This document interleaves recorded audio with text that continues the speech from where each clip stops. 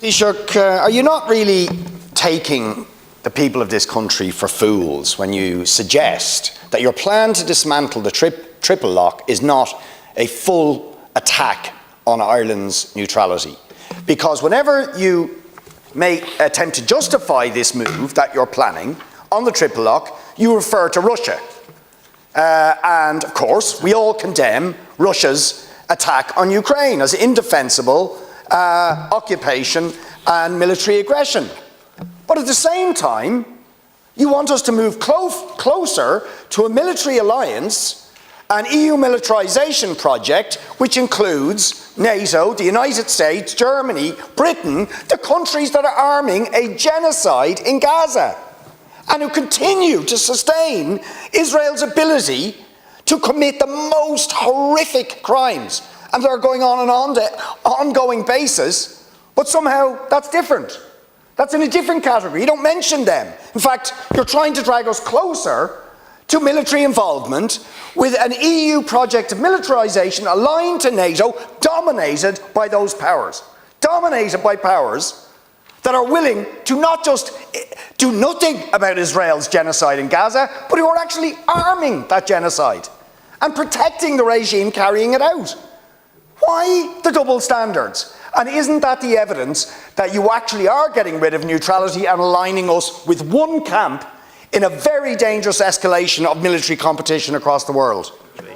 On the issue of the triple lock, which obviously isn't really covered by this question, but the issue of the triple lock anyway, I mean, let's be very clear here, because nobody here has seen the legislative proposals yet.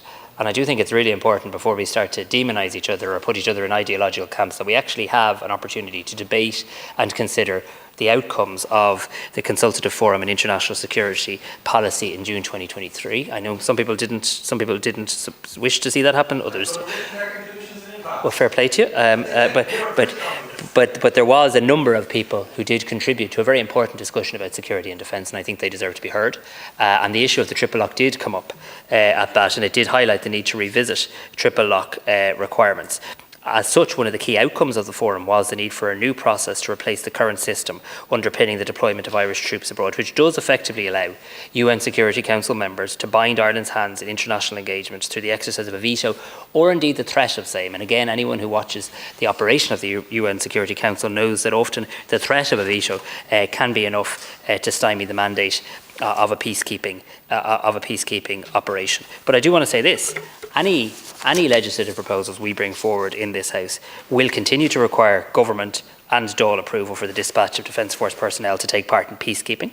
Ireland's traditional position on military neutrality will not change, and this is characterised by Ireland's non-participation in any military alliance or any common or mutual defence agreements. So making the changes proposed will simply remove the veto power of the Security Council members over Ireland's international engagement. We'll also try and address some other issues as well, and I may not have time to go into all of them. There'll be plenty of time in this House to consider proposals.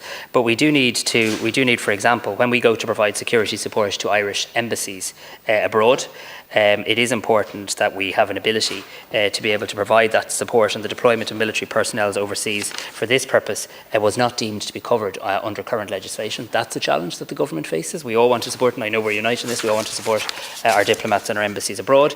Equally, there's an issue currently around the number of troops that can be deployed. Currently, Ceann Comhairle, the deployment overseas of a Defence Force contingent greater than 12 armed triggers the triple lock. But actually, if you look at a number of the traditional peacekeeping activities that we're involved in this country, including the UNDOF and UNIFIL, often the platoon size could be in the region of 30 and could even rise to 50. So a number of issues we need to tease out in relation to this. But the number at the moment is 12. They meet the triple lock. They achieve the triple lock.